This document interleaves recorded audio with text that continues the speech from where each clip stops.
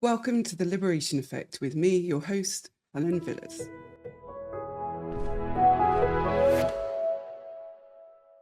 Hello and welcome back to another episode of The Liberation Effect. Today I'm joined by Amanda, who is thinking about breaking no contact after quite a long time and considering whether or not she could have a low contact kind of relationship with her mother. Amanda, that's a very short version. Is there anything you'd like to expand to explain why you're here, what you're looking to get from the session?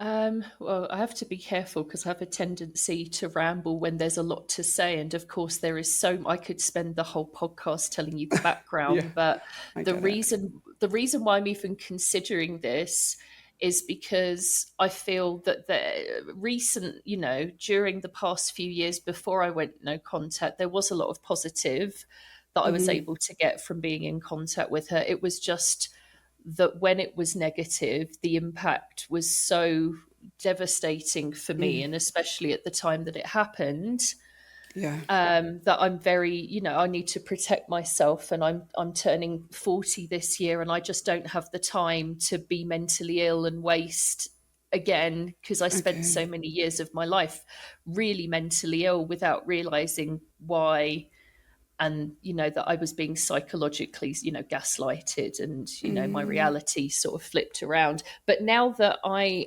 am pretty clued up, and Yeah. thank you for all your work, because that was really helpful in the Good. beginning, especially Yeah.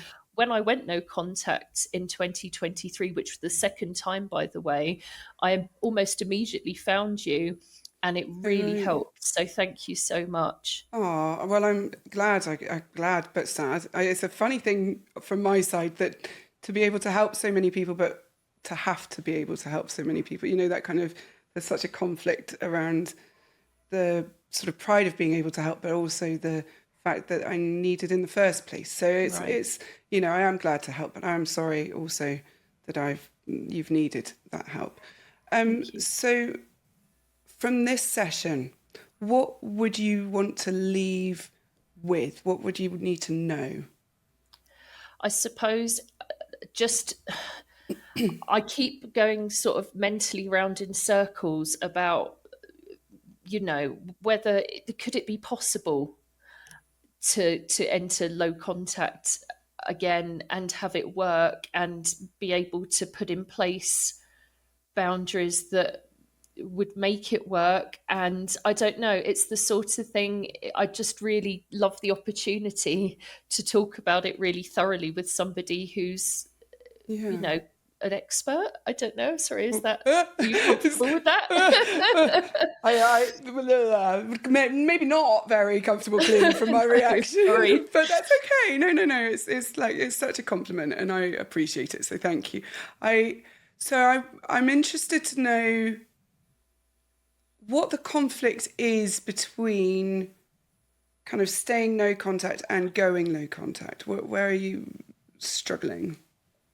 um Well, it's been 2 years now. The last time I went no contact with her was for 2 years. Right. And when I broke no contact after those 2 years, it was ever so positive for such a long time. It was lovely because I think because we were at a certain distance, and then gradually over time, you get sort of comfortable because it's your mum, and you're meant to be comfortable with your mum, and we all should be.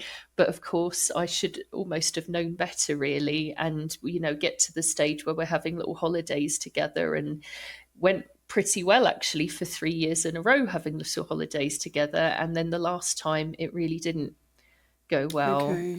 at a time when this is the main thing. I can have a long time between incidents, but when I am going through something, when I am actually really vulnerable, I wouldn't even say 9 times out of 10, 99 times out of 100, that's when she'll act up and she'll make it worse. And it was Oh, so okay. devastating. I mean, I was not right for the rest of that year. So from April 2023 until almost the end of 2023, I was trying to heal and get over the impact of that. And, it's such a long time for your life to be not where, not where it should be because of one person and their inability to not even just put you first, but just to consider you, and the fact that you might need. I mean, even if I wasn't her daughter going through something, you shouldn't treat anyone like that anyway. But Right. so, but I obviously I love my mum despite everything, even though I also hate her. That's And interesting. I would just love to be able to find a way to only have the lovely bit, you know. Okay. And 2 years, I have done a lot of healing over those 2 years. I don't want to undo it. I don't want to put No. myself in danger, but it can be so good. So tell me what's changed between this time and then last time you broke no contact. What's different? This time around, I started to get a clearer picture of what was going on. The last time I went no contact, I knew that we had a problem and that she wasn't acting in the way that she should, but I Right. didn't fully realize the dynamics of it. I didn't. So the way I describe it to people is I never blocked anything out, Right. but each incident, and many, many, many throughout the years, God, probably hundreds, I kind of held them in isolation from each other, and I Right. never connected up and saw the picture that it all painted and the person that somebody must be in order to do all of those things to their daughter. Okay. And I finally did that, and it was like it was literally, I felt like I was being torn when I Right. realized that. It was this is why it took so long to heal, because it was everything. I had to rebuild my reality around who I now realized she was.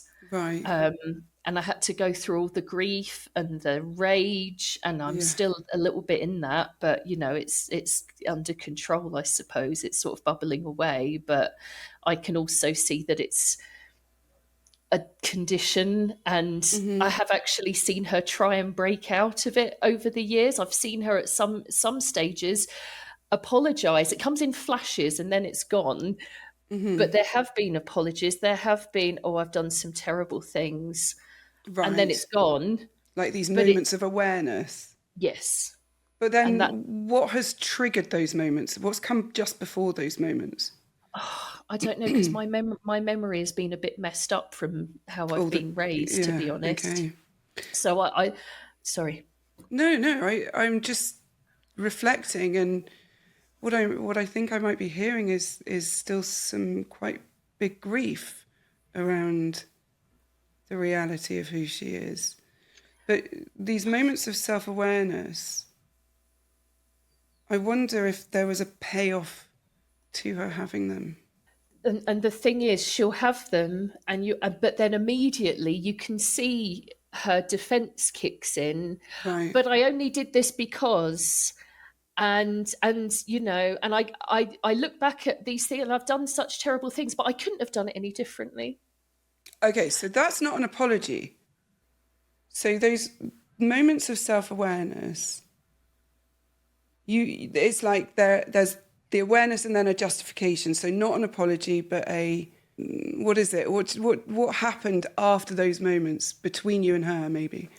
There have been a very infrequent I'm sorries. I mean, I could probably less than a handful Okay. over the course. And I do think, but I don't think she's ever fully acknowledged everything when she said sorry. She said sorry to a select series of events that she's chosen to acknowledge that she's capable of Right. psychologically admitting to. And over the years, it's become less and less. And now I'm sorry if Okay. I did. Yeah. And I'm Oof. not, Okay. that doesn't do Doesn't much. work on you No. anymore. Okay. So I mentioned the grief, and it seemed like that touched something quite deep for you. What happened in that moment? Because sometimes I do feel as if I have to mentally pretend that she's dead or Okay. that she was never there. And of course, I can't really do that because that involves blanking out massive chunks of my Mm-hmm. life that Mm-hmm. I need to acknowledge in Mm-hmm. order to heal properly. I can't pretend that they didn't.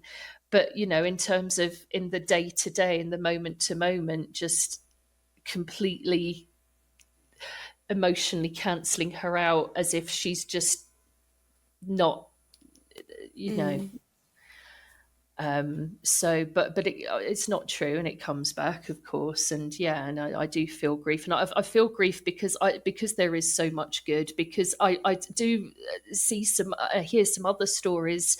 I haven't followed your podcast that. I'm not very good at attention span, That's okay. It's for a okay. long Yeah. time. But when I have heard stories, it sounds like there's some really consistently unpleasant people. And for me, with Yes. my mum, she's not that. It's very, very subtle. It's very covert. Yes. It's incredibly covert, to the point where almost everybody else, I think maybe one other person that I know, Mm-hmm. thinks badly of her. Everyone's like, she's lovely. Okay. Oh, and and she has so little confidence. And people that knew her when she was younger, I think she was scapegoated in her family. She had the narcissist dynamics. Right. From what I've heard, she was scapegoated, although her sister also seems to think that she was the scapegoat and my mum was the favourite. And it's difficult to Mm. know, but they Mm. probably both got a bit of it, didn't they? Well, I mean, the family roles do switch usually. I mean, there's sometimes they're Yeah. very rigid and sometimes they're very fluid. It will depend. But depending on how your mother's behaviour presents, and if she is more covert, then that means that she's more likely to sit in the space of a victim, weaponize that victim space of I'm helpless and powerless and everybody has to do everything for me, and also really manipulative with that, Yes. right? Does Really. that track? And I've never met anyone so good at it. I Right. mean, I'm a pretty intelligent person. I do Yeah. have the autism, which I know that does make me more ready to believe and less likely to question. So I have to Right. take that into account.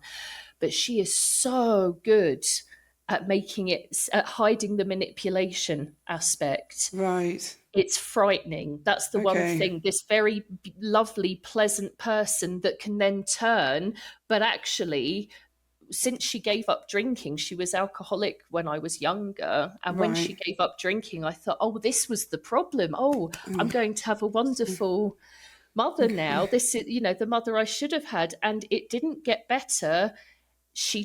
It was more difficult to point and say, you're So her doing something filters wrong. got better. Yes. Oh, Okay. so good. So good. And she does make everybody around her do everything for her. She's now, Right. I have a stepdad who's, oh my God, he's so well trained. it's, Right. Okay. it's ridiculous. When I was a child, she called me down from upstairs. This is a silly example. This isn't something It's I okay. look back at with pain, but it just gives you a sense of everybody around me does things for me. She would call me down from upstairs to close the curtains that were right in front of her, or to pull her up from Wow. Mm. the sofa, because she was like, I can't. Okay. So even in there, look at her creating a dependency all the time. Yeah, So there's a she needs you narrative happening all through you. Have you got any siblings or is it just you? just me, and Just that you. was Okay. That's awful. harder. Okay. And I say harder, and I can hear everyone going, that's not fair. And I say, okay, but when you're the only child of the toxic parent, not only is it harder because of the expectation placed on you by the parent, but also society. But on top of that, you've got no one who's got your shared lived experience, meaning you've got no validation from a peer, essentially, or anyone, that might have been around to be part of that dynamic. So, gosh, okay. So I'm intrigued by, you said there are these lovely times, and it's that you want back. And what's different now is that you know about the behavior, you can see it, spot it, call it out, or not engage with it. But is that true? And that feels like a very difficult question. But do you think, in the face of her behavior, you will be able to hold fast against it? I think one of the things that seems to be how can I say, that creates an environment where I'm more likely to be really hurt, where she's more is if I'm physically staying in a house or going on holiday with her. My thought was that if I just don't do that, say, look, we can't do that. That's something that we'll have problems again if we do that. Maybe there were a couple of times when we were out for the day and I did get upset, but again, I think that was because I didn't fully understand the dynamic. That was she. Ah, yes. Sorry. One of the big problems in adulthood was there was what I now know is triangulation between me and my stepdad Right. when my mum's concerned. I never understood why there seemed to be tension there. I just thought, oh, he just must not like me very much. And then I realised, hang on, wait a minute. Before I even met him, she said, I won't say his name, but I don't think his name likes you very much. I think he's never met me. So that must mean that you've made him not like me. And for Oh, some reason, I didn't connect that when I actually did meet him and I lived with them for a while. right. But for a while, for on and off for a few years, which was a bad idea. But at the time, I thought it was good for my mental health because I didn't realize she was the root of my mental Right. health. Oh, bless you. Um, Okay. and so this day out, we were kind of going over that and a couple of things that he did that were not okay in terms of being confrontational or Right. unfair to me, which I won't go into the actual incidents, but she was like, oh, why didn't you tell me? And it's like, well, I didn't think it would really make a difference if I did tell you. And she kind of still didn't blame him, whereas if she was genuinely Yeah. the mother she pretends to be, she would be like, well, that's going to be a problem that he's done that. And the fact that she acknowledged it, made nice with me, but then absolutely fine with him still, I found that very difficult to reconcile, and that made me really that I had a meltdown when I got home. I had a really bad meltdown Bless you. because Okay. of that. Like, and I don't have them very often now, but I mean, really, like, A there's a big hole in one. the wall. Oh, there's okay. there's yeah. And that's bad. So yeah. So it's not. It hasn't only just been when we've staying together, but largely so that yeah, there would possibly be a risk if something came up that I hadn't fully dealt with, I suppose. But it, I'm it was sorry. going. No. But it was over within a couple of days. It didn't stay with me for months, like that incident that made me go no contact. I'm not so concerned with I might be upset for a day. I don't want to have a meltdown like that, obviously, but it's more about I don't want to be mentally ill for months, having it affect my functioning. I don't want to lose. I've lost years of my life because of her. I don't want to lose any more. So Okay. That there's something happening for me around having a sense of denial or hearing a sense of denial in you that you've had these really awful experiences that have either led to no contact or significant meltdowns. And I could be wrong. And by all means, say, Helen, you're out. You're out. You've got it wrong. And that's not what it is. But I think there might be some toxic hope happening that I could have my mum back. And of course, that's supernatural and so understandable. But it sounds like there's the impact on you is somewhat unpredictable, some predictability, but also, if I don't stay there, then I'll be okay. But then if you do stay there, if you go for days out, there's also the chance that something happens that triggers you, and so significantly that you come home, have a meltdown, and you put a hole in the wall. And then you sort of said, and I wonder if you can hear this when I say this. You said, along these lines, I'm paraphrasing, so apologies, it's not a direct quote, but you said, and that one only stayed with me for a couple of days. It didn't last for months, like normal, like the other ones that did happened. What can you hear in that when I say that back to you? I know it's not. I know it's not normal. I really do. You Well, know, hang on. That's not normal. Normal is a actually probably is fairly normal for somebody in your situation. But I wonder what emotion you think I might feel, which I know with the autism might be a bit tricky, but when I said it to you, if I had been saying it about myself, what emotion would you have thought? well, yeah. I mean, I would be. I don't even know the word to describe that emotion, but I would be a bit. I don't want to say flabbergasted. That's Oh ridiculous, no, isn't go it? on. But a No, kind of it's not. Why? like, well, oh, only a couple of days. Oh, that's all right then. You know. There, that right.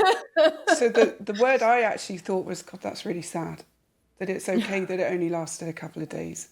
A couple of days of feeling so impacted by her behaviour, but it's all right because it wasn't months. And do you hear, like, see that justification thing she does? That's exactly what you're doing in that moment too. You're justifying meeting the need, which is the need is I want a mum, and naturally, but justification of, yeah, but it doesn't impact me as badly. I can manage it enough, even if she does the things that hurt me. Can you hear that? Yeah, but I know there's going to be a trade off if I do this. It's not going Right. to. It's never going to be 100% safe. So it's about what's an acceptable trade off. How can I make sure it stays within what is to me an acceptable limit? But I know what you're saying, and it's not. It's so wrong. It's the fact that any of this is the parameters that I have of what is acceptable and unacceptable are so warped, and I know that. Well, let's be kinder to you because that feels very shaming, self-shaming language. No, it's just true because it's just how I've been, how my life has been. So your life experience kind of shapes the yardsticks you put in place, A doesn't it? 100%. But then, so let's backtrack and use that then. Your life experience shapes the yardsticks. That's your subjectivity of what is or is not acceptable. But if you're healed enough and yet saying, this is my yardstick, is that not a conflict, maybe, of It's conception? a massive conflict, yeah. Okay. It's very difficult because I also hear you being fully responsible for managing the dynamic in the relationship. Oh, because I've always been made responsible for Yeah. managing. When you think about not being in a relationship with your mother and how she feels about that, what feelings do come up for you?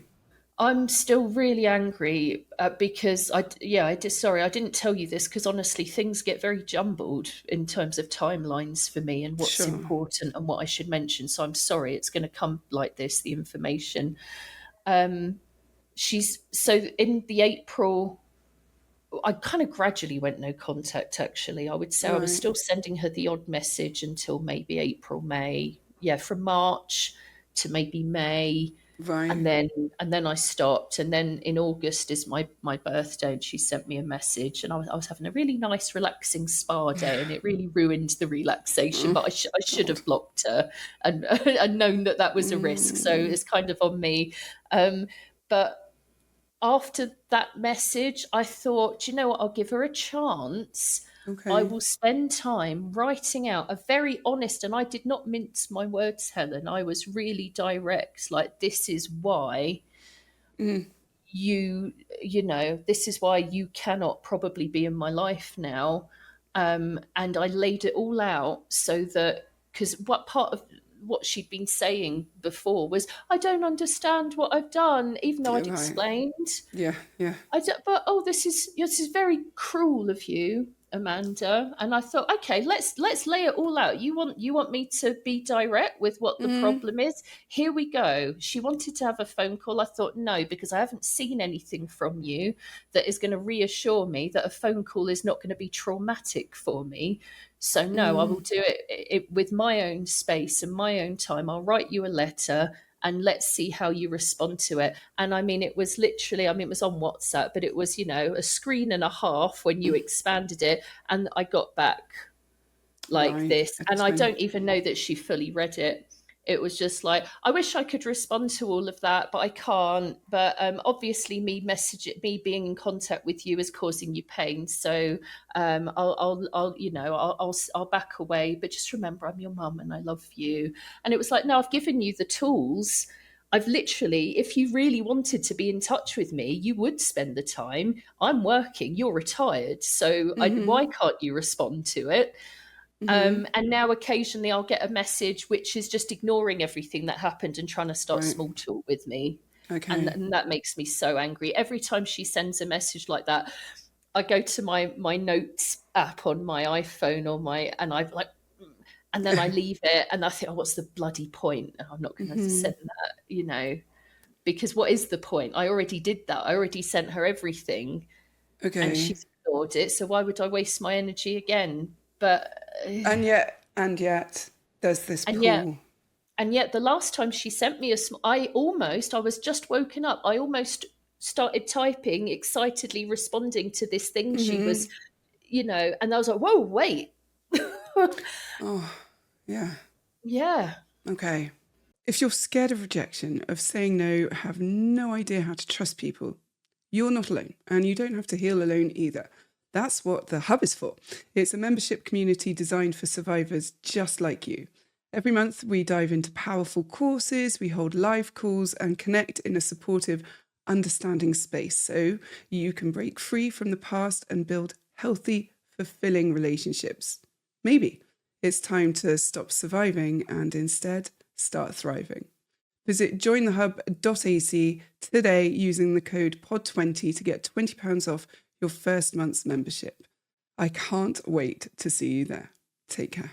Bye. Amanda, there's something about this being actually a really normal part of this whole healing process of it's been 2 years. I've got all this knowledge now. I've even got tools. I've even healed some of the wounds and I'm doing really well and I'm feeling really strong. And then that kind of grief, I suppose, starts bubbling up a bit stronger. Because when we first go no contact, what can happen is we're so in the kind of shell shock of that, or even the kind of processing of what the relationship was and that anger that you talked about and the kind of all those sadness feelings and everything else and the grief that comes in that space. But when we get to this place where those have settled, that's when that kind of really deep grief can possibly start trying to be seen. But of course, it's incredibly painful. And so we go to that toxic hope of maybe I can have them back. And maybe actually because I'm better, they will be better because I've got boundaries now and I can say, no, don't speak to me, don't treat me like that. I won't engage with that behavior. Don't be a victim, don't be a martyr, don't be this, that. We feel so empowered in our knowledge, in our sense of self that we've built and the healing that we've done, that toxic hope goes, well, maybe we could do it. Maybe we can have that relationship. And it's almost doubly devastating, that space, I think, because there's this kind of almost the re-grief of, yeah, I've got two choices: stay no contact and protect my peace and all the work that I've done and my wounds and the healing, or break no contact and move into low contact and use all these boundaries I've learned and everything else, and then they'll be different. And the thing that actually hasn't changed in this situation is her. You've changed. You've done a huge amount of work and learning and processing and understanding. But because you've been conditioned to believe that you can control how she behaves towards you through your own behavior, you can sit in that space of, well, it'll be all right now because I can control her through my behavior. And we might not even realize that is what's happening, like in terms of the thought process, because it won't be like a cognitive sort of process. It'll just be, it's just that conditioned response. Because if you were told you're making me angry, or you're going to make me sad, or how could you hurt me this way, because you've reacted to their behavior, you've been taught that your behavior directly affects their behavior, right? Yeah. Is there any chance that that is what's happening in this space? It's No. playing into it, absolutely. I mean, Okay. I don't expect her to change. I mean, obviously, it would be lovely if I saw even a flash of something that I've told you about that I've seen in the past, but I don't think I fully know that that's really unlikely, because all of her needs are being like my stepdad is her best supply ever, and if it Right. came to choosing, she never outright said it, but she did hint once, which I don't know where it came from, because like I said, I never really had much animosity towards him. But she was like, "Don't make me choose." I'm like, "Well, I wouldn't make you choose, but now I know what you would choose from the fact that you've said that, you know." So I know that I've been secondary for a long time. I think when I was a child, when she was married to my dad that raised me, and he wasn't meeting any of her needs, and I was the one who had to meet all the needs. And Right. obviously, I didn't do a very good job of it because I was a child and I shouldn't have been meeting anyone's needs. No. But now that I've grown up, I'm expected to. There's a little box that I'm supposed to fit into, and I'm Right. meant to kind of operate within that. And they both expect that of me. I don't know. I don't know enough. Never really bonded with him enough to be able to assess what's going on there. But so I don't expect them to change. I don't expect her to change. But I just wondered if I could keep it enough at an arm's length, the odd phone call, the odd day out, and maybe nothing more than that. But then again, would I make the mistake I did before and get, over years, this was over 3 years. Yeah, It's a hard long to time. maintain. I'm intrigued to know. Well, I suppose there's a few questions I've got in my head, and I'm trying to choose which one I want to Okay. go down. And I think it's and I sort of asked this already, but what is it you want from having a relationship with her? It would be so nice to be able to just have a little drip feed of communication each way, because I've Why? got things.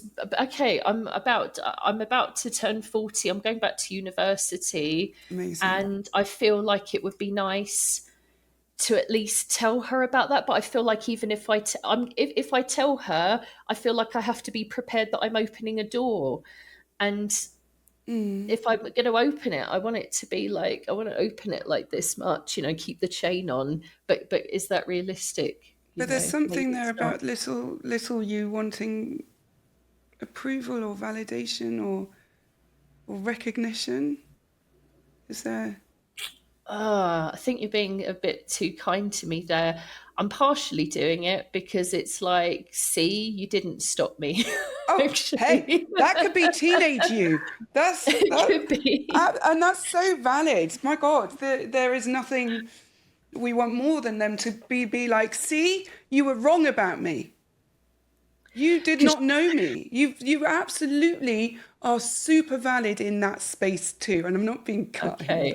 Bless your heart. There is that's so that's dismissive of you. Like I hear a small child going, I want to tell her I'm going back to uni. But then I hear the angry teenager going, and I want to tell her I'm going back to uni and I can do it. So no, right? And then there's the adult who's like, I'm going to be 40 and I haven't got a mum in my life and I'm about to have this huge life-changing experience. And I really want her to acknowledge that. I want to share the news with someone who is important, who has been an important figure in my life. And that is also, all of those are grief. every single one of those things, Yeah. Yeah, right? I know. So then the next question that I had was, what do you actually like about her? I like that we we do have an easy way of communicating most of the time, which kind of when it stops being easy, when it gets quite abusive, really, it it hits so much harder because I've been lulled into that. But it never feels like a mother-daughter relationship. Let me be clear Okay, on that. You know, it's almost what I imagine a sibling relationship might be. And actually, right. interestingly, there have been many, many times over the years that she's accidentally called me her sister's name instead of my Oh, name. Yeah, yeah, that's very interesting. yeah. And what we might call a Freudian slip, really, isn't it? I suppose. What's her relationship with her sister like? They've been absolutely no contact since about 1993. And do you know why? From your Um, aunt's perspective, do you know? I know my aunt's pretty toxic. She's not Okay, so covert, and okay, and during that no contact time, she's done some pretty disturbing things as well in okay, terms of sending poisonous voice messages to like my dad that raised me, trying to tell okay. him about things that she thought he didn't know, which he did know, and that I Right. knew. Okay, And sending, like poisonous moon pig cards with hidden messages. Like okay, she's quite sick. So okay, yeah, so she is kind of a malevolent figure in all of our lives, I think, and my okay. mum's not unjustified in that. But one of the things that was thrown at me was like, "You're just like Auntie blah blah blah," what her name is, and I'm not, obviously I'm not. It was she assigned me that role, Yeah.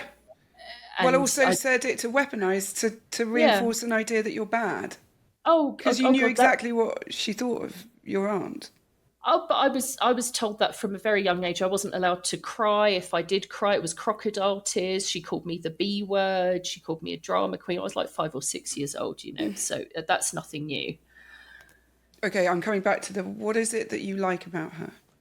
It's now that now that I'm not a child and I can meet my own needs in most ways, I'm able to have more of that, for most of the time, 90% of the time, I'm able to have that kind of almost like a sibling relationship, Right. which, and, quite pleasant, quite nice gossip and jokes and browsing shops and giggling at things. Like it's almost like she's very emotionally immature. So it's almost like a liberating going back to your school days in a way. Right. Okay.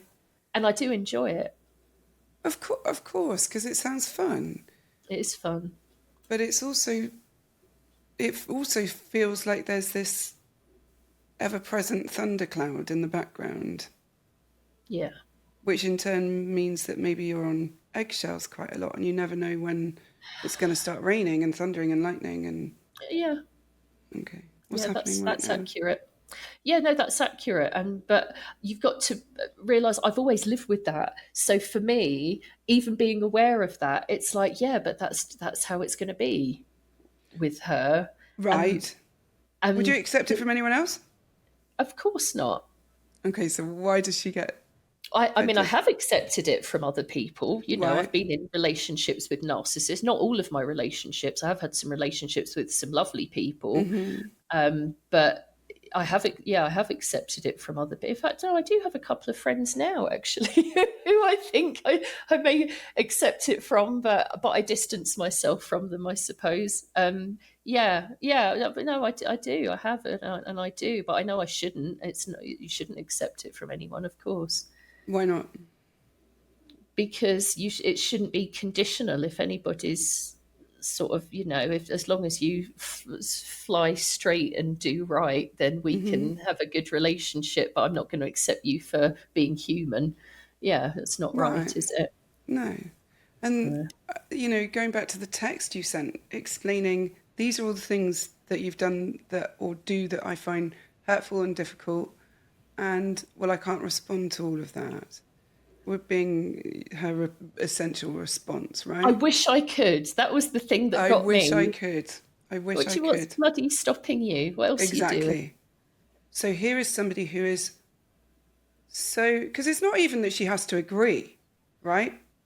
It's that she can say something along the lines of, it sounds really difficult.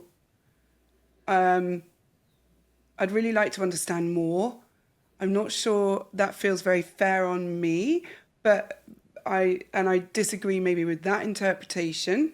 So we don't have to agree. The difference between people get this confused quite often with the idea that disagreement is gaslighting, and it's not. Disagreement is absolutely valid. So you could say, Helen, you did this thing, and that's why you did it, and I can say, actually, Amanda, that's not actually what I was doing or what happened from my side. I'd like to understand more as to why you think that, but I know that it's not what I'm doing, right? And you can say, well, there's this, and this. And I could carefully, if we had the kind of relationship that allowed it, say, this feels like it's coming from your stuff because I absolutely wasn't doing that. But I'm happy to work it through with you, talk to you about it, understand what I can do without hurting myself to kind of make that better, Yeah. right? Yeah, just something, just engaging. Right. So you engage with it, you respect it. If I'm Yeah. gaslighting you, I go, that is not true. Don't be ridiculous. Oh my God, you're so crazy. Right? I immediately start going, there's a problem with you. You are the problem. You are the problem. You are the problem. Right? The other thing is that if you and I are in a relationship and you send me a big list of things that are hurting me, you rather, I respond with, okay, I just need some time to reflect on that, but I'm going to come back to you. Yes. Right? Yes. And then I go away and reflect on it. And I maybe take it to Yes. my therapist, or I maybe go and talk about it with a different friend to get some insight, some other kind of understanding, outside perspective. And then I come back to you and talk to you about it. What I do not do, especially if you are my child, I wish I could answer all that. When she said that, there's two things actually you've said that have very much communicated her feeling, position, intention. One is when she said that back, what she was saying is, I have no interest in how I hurt you. Yes, exactly. I have no Exactly. care for it, and I will not acknowledge or take responsibility or, more importantly, change. Okay? And the other thing is, you said earlier about your stepfather and how she had said, don't make me choose. And you were like, well, I wasn't going to. But she's been telling you that the whole time. Every time he did something and you didn't like it and she didn't back you up or Yep. didn't bring it into the open or and Yep. just allowed it to sit there, she's saying to you, I'm choosing my relationship with him over Yep. my relationship with you. Yep. And so I Yep. keep coming back to, why do you want to be in relationship with that kind of dynamic? I know. I know. I suppose, part of it is maybe that there is an element of I'm really heading in a good direction, and I know it's kind of going to piss both of them off in a way. Okay, And so a there's bit of revenge type oh, feeling. absolutely. I Fair. can be a bit like that, Helen. I'm not going to lie. I've There's no got a shame lot. in that, is it? No, as long as I'm controlled with it, I don't see a problem. Well, Holding a also, these are grudge. people who have consistently, from what you've said, consistently told you you don't measure up. You're not Right, good enough. exactly. You're a bitch Exactly. at 5 years old. Sorry, Right, thank language, but you. not No, not it's all sorry, right. but like that you're consistently told you are not good enough. And here you are going, yes, I am. Look, Yes. right? Why? Yeah. Okay, here's the other thing then. Because what that seems like potentially when we're doing that, and again, I want to validate it so there's no criticism or judgment or Okay. shame around it. But often when we're in that, we're still using other people as a measurement of our worth and our value, Yeah, I suppose so. right? So if I can Yeah. prove to her I'm lovable, a bit like the meta, like when do you play computer games in any way? Casually, sometimes, Okay. yeah. Did you ever play something like Mario Brothers or anything like that? Oh, Like, right. Yes. yeah. Yeah. Yeah. you know, on those kind of games, those platform games that you go through the levels and you beat these things and beat these things, and then you have to face the big boss, right? The big, like, what's it called? I think it is called the boss level or something, where you have to face the hardest, toughest opponent. And sometimes we can almost get caught in a, I will be valuable if I can prove to the big boss that I actually am valuable. If they accept my worth and my value, then I can accept it too. And so the other side of that also is, if I let go of that hope, what then remains? So I wonder if either of those resonate or pull you in any way, shape, or form. I mean, if I mean, I've tried completely blocking her completely, but I can't. I don't think it's going to be possible for me to completely let go of the hope that maybe one day she'll go back to that letter and she'll answer it properly. I don't. I know you're right. No, it's all right. There's But no judgment. realistically, I don't think that's going to happen. I don't think I'm ever going to Okay. totally let go of it. So then my question is, how Yeah, does it help you to hold on to that hope? it doesn't. It must be helping you in some way. And Oh, we I don't do suppose. things. Okay, sorry, you're right. Sorry, I did just reflect. I think because it would probably plunge me into a pretty awful depression, which may Okay. then impact on my functioning if I really, really accepted that there's no hope of her ever going back and ever showing me anything. I think that may interfere with my ability to Okay. to succeed. Yeah. So holding on to that hope is avoiding the grief, I still have grief, but I suppose the depth the depth of of the it, grief. yeah. The That is what I am hearing. If I can just hold on to this, I don't have to accept that. And if I can just control it, I don't have to accept that. Yeah. And then that belief that we'll be flawed by the grief. And what if I said to you, do you know what? It might be dark for a little while, but on the other side of that is going to be freedom and relief. What would that feel like? I already feel pretty good about my life, Right. honestly. I can tell that, by the way. Oh, can you? Oh, that's Yeah. good. Do you know, I'm so lucky. My dad that raised me, he really dropped the ball when I was younger because he was avoiding being in the house and he didn't think about, well, I don't know, he wasn't prioritizing maybe checking in on me and that wasn't right. But now very much making up for it. And it was because of him I had the courage to apply to all the good universities that I did to do my master's. And I'm really going somewhere really top now. And Wow. I feel I feel really confident. And, there's other people in my life that mirror, that I've been attracted to because of my mum and how she raised me and what she conditioned me to accept. And I started actually, I got back in touch with one of them a few days ago just to kind of snidely, oh, this is how I'm doing. Okay.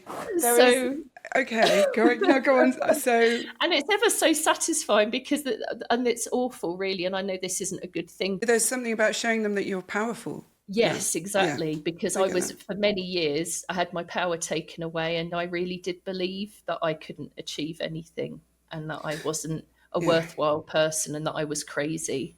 Yeah. And I'm But not. what I would offer with that as well, though, is that these people, you're still carrying them. I am. Yeah. Oh, yes, Yeah. yes, Which in yes. Yeah. turn means that they will be weighing you down a bit. Because when we're Yes. focusing, this is also really interesting that it's only been the last couple of days that you've done that. And we had today booked in, and Yeah. we booked in. It was a bit tricky, wasn't it? There was a bit of a back and forth, but you only booked. When was it? Only a couple of days ago, wasn't it? Yeah. Maybe. Yeah. And then is it in that period? So since you kind of accepted, yes, I'll come on the podcast. Is it then that you then sent those messages? Is there any kind of alignment? I think so, because it was one thing to decide to apply to this. And that was quite an empowering, that was a big thing, to feel strong Yeah. enough to do Huge. that.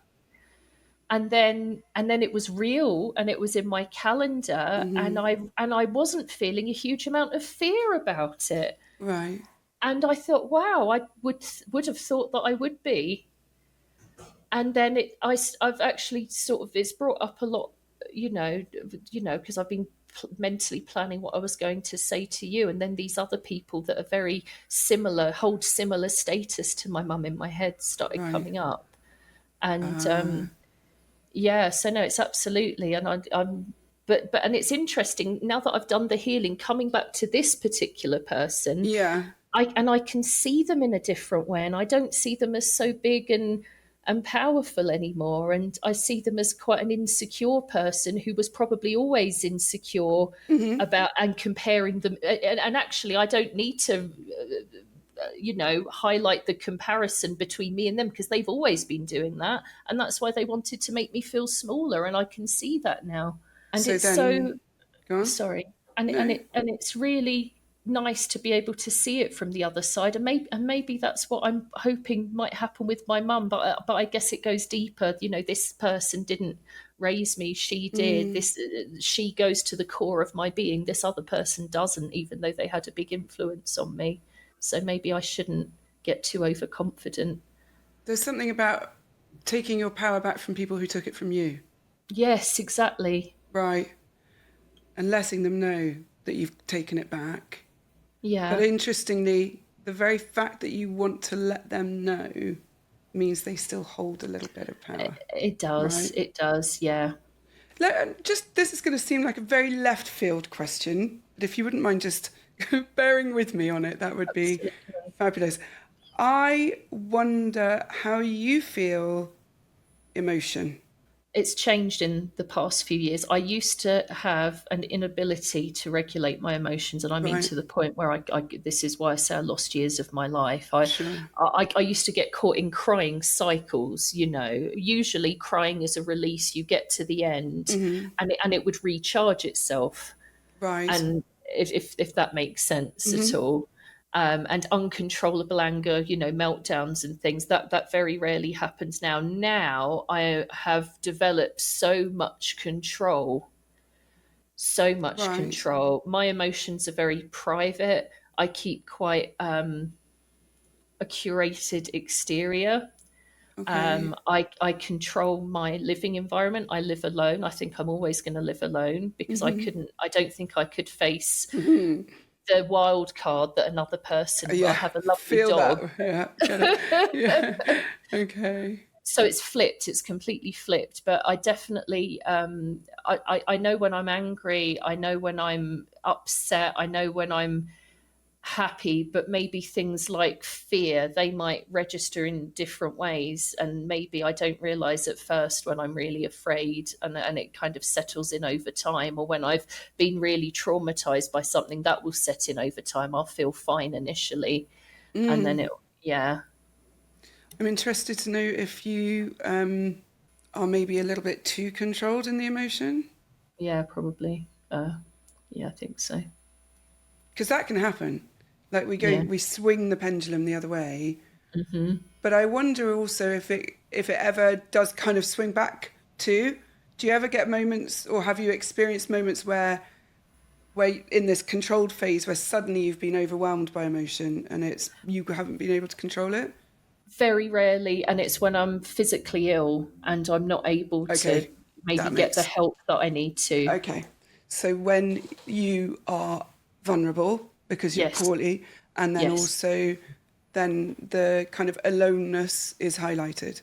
yes, Okay, which says you've got a very tight lid on these emotions that are only being, there's only a pressure valve on them released when you are unable to control them because of other circumstances, i.e. physical health, which in turn might suggest that you've locked them down so much you're not actually accessing them very much at all.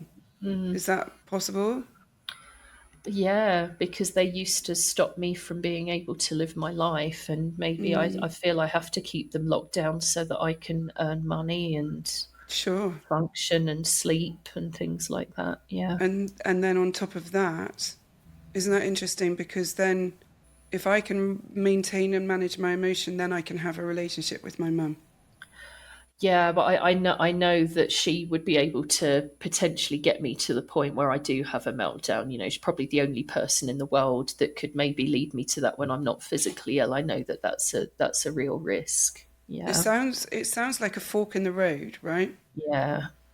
And one road is back into relationship with mum and her potentially saying something that triggers that kind of meltdown and experience those big feelings that, because she's got that, it's that thing. As she installed the buttons, she knows exactly how to push them, right?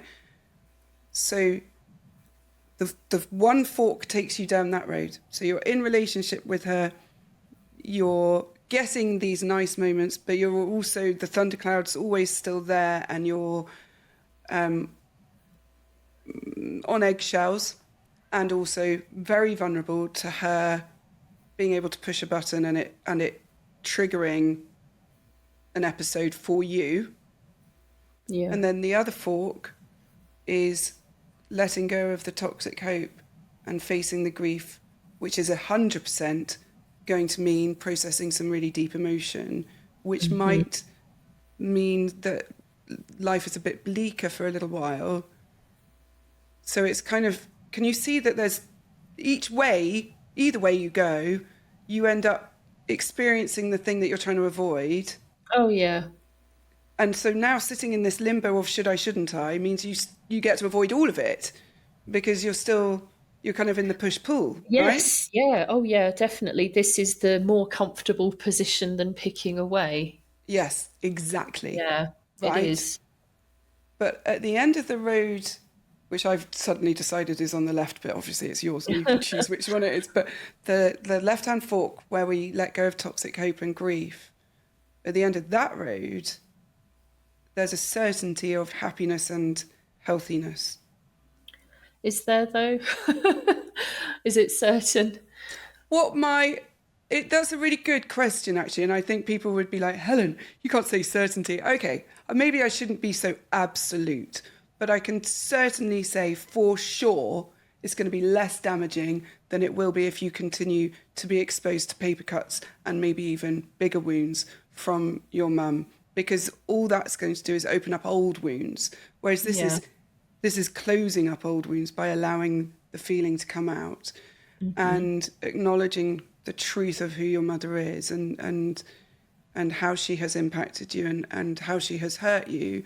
But the certainty aspect, well, you're right, I shouldn't be absolute, but what I would say with it is I've never seen anybody be flawed by it so much that they couldn't get back up and end up in that space, Yeah. right? It might be that you need to do it with support, you might need therapy, but it is a healthier road than the other one, in my opinion.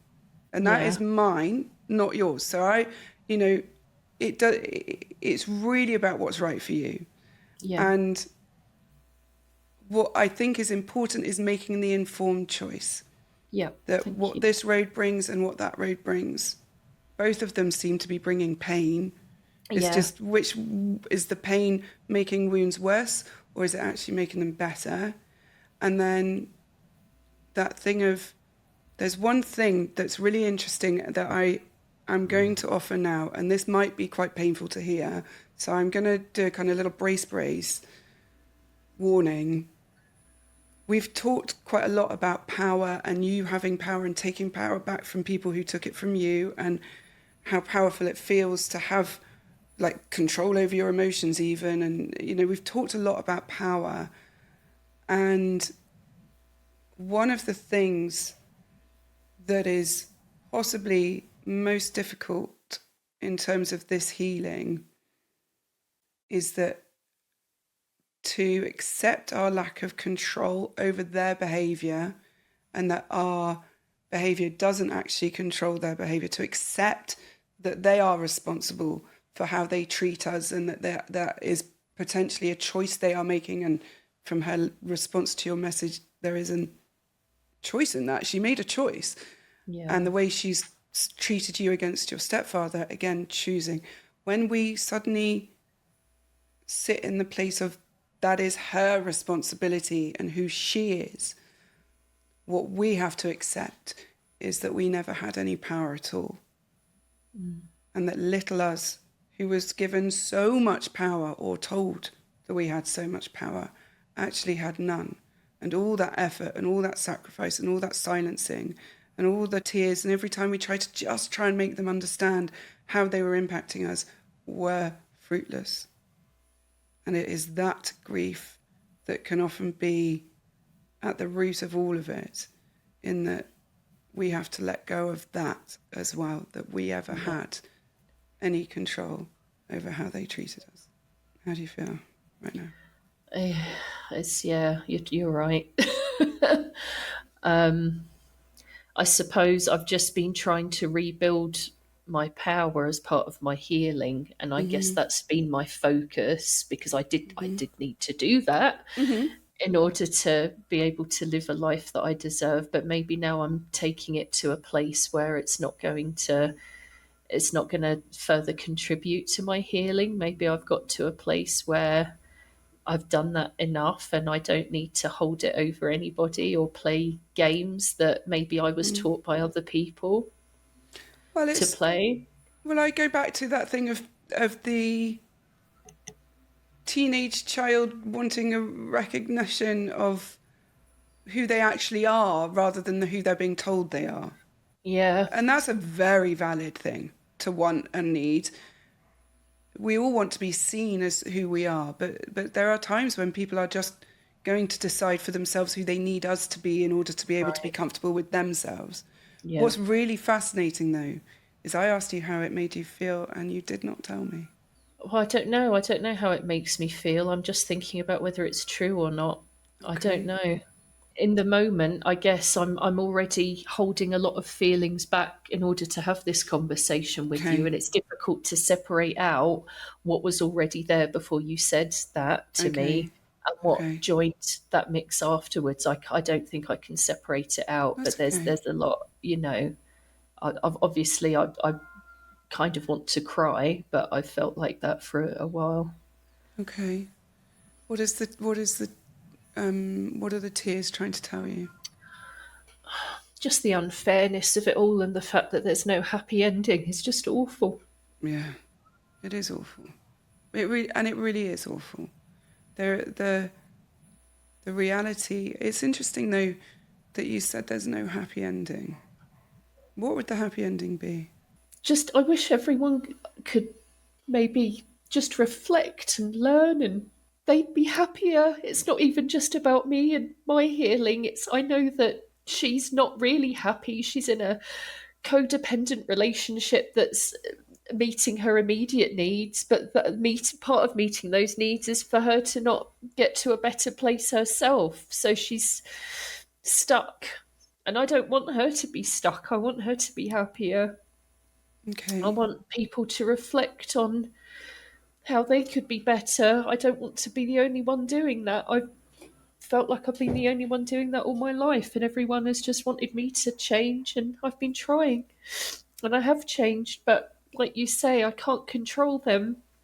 But it would be so nice if people could heal with me. Okay. So the ending is that everyone does the work and you all get to have a relationship with each other and everyone's And, and not just to happy. have a relationship, but just for everybody to be really happy and not to be stuck in darkness. Because I know they are. Yeah. I Okay. know it's not a good place that they're in. It's that thing of turning the light on, right? Yeah, Yeah. You want them all to turn the light on, but they don't want yeah, to. yeah, exactly. There's a really interesting reflection on this, that there's an assumption that, or a belief, maybe assumption is the wrong word, a belief that a happy ending means everyone is happy.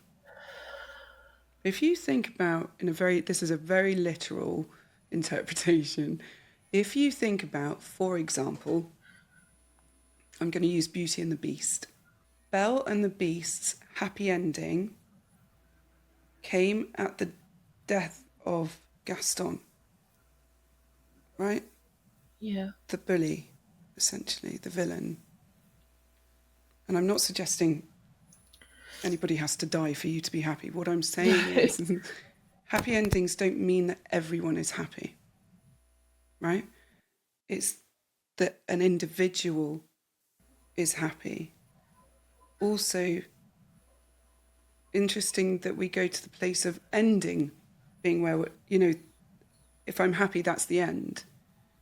And healing isn't that we're never going to feel sadness or pain or grief or loss or injustice or any of the other emotions. It's not that you're never going to have a meltdown again.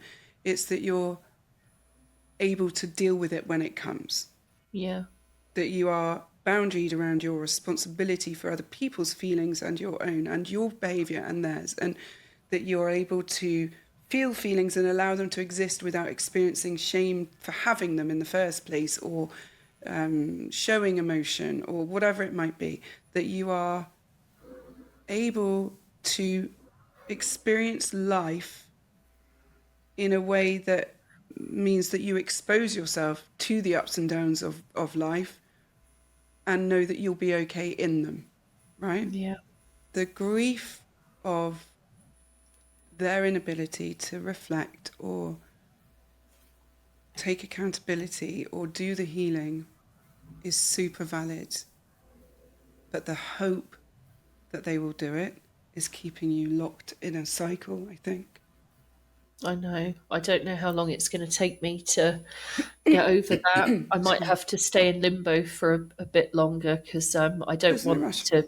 Yeah, I don't want it to affect how I do on this degree that's coming up. I mean, that's really got to be my priority. But equally, that means I definitely it would be a mistake to get back in a low contact relationship during a time where I need to be fully focused. So yeah, I might have to stay in limbo for another year, I guess, and see what Maybe. happens. Yeah. It's interesting, isn't it? Because there's something also about when we deny our feelings, we seem to forget that they're still there, right? They still will pop up and they still Yep. come up. So there's a point there maybe to just reflect on. It's not necessarily to do anything. But limbo is perfectly acceptable to sit in if we're not hurting ourselves or others, right? There's no rush on doing anything. So you and I Yeah. can have this conversation. You can walk away and think about it and then maybe decide, actually, do you know what? No, I think I can manage it and I'm going to try. And that Yeah. is absolutely fine because this is your path. I don't get to decide it for you. Nobody gets to decide which road, which fork you take. Okay? There is a huge grief in what you've talked about today, in that loss of power, that not being seen, that kind of being pushed out and triangulated against your stepfather, of the isolation. And here what I'm hearing is I want acceptance. I want inclusion. And maybe that's something to kind of reflect on too. I think we're probably coming to the end, but before we do, I wanted to know, is there anything else that we need to go over or talk about further before we finish? Um, Not really. I suppose there's some mutual family members that have been so far, I think, pretty good at having a relationship with both of us separately. Okay. Well, only one really that I'm close to. I Mm, think there may have been some smear campaign privately with me with some of the others. I've had some friend requests that weren't accepted, but I'm not that bothered about that. But I guess one of the things that might play into me thinking, well, might it be easier to manage my relationship with them if I go low contact? But then they're not a big part of my life, and I've got other things going on. So But yeah, no, I think that's about it. Okay. It's a really difficult part of the no contact aspect is how we navigate the other relationships that are tied to that relationship. And again, Yeah, that's your road to walk and your decision to yeah, make. Nobody again gets to make that decision for you. What I would offer in it is one of the questions I ask myself and would invite clients to ask is, how does it help me? What am I seeking? And you know, what's the other one? How does it help me? What am I seeking? Do I feel safe in that right. relationship? Yeah, And then when it comes to breaking no contact, my favourite 3 questions you may or may not have heard, which are, what will it cost me? What will I gain? Will it change the outcome? Those 3 questions are ones that we need to really reflect on and answer fully before we decide what we're going to do. yeah, Because only you can know that. Only you can really answer that and answer it honestly. yeah. But it is important that you do. Yeah. Okay, thank you. All right. Well, Amanda, I just thank you so much for sitting and talking to me and explaining everything and sharing so much of yourself and your experience. And yeah, I'm very, very grateful. Thank you. Thank you. Okay. All right. My pleasure. Well, on that note, thank you again, Amanda, and thank you all the listeners listening. And I guess all that remains to be said is take care. Bye. Bye.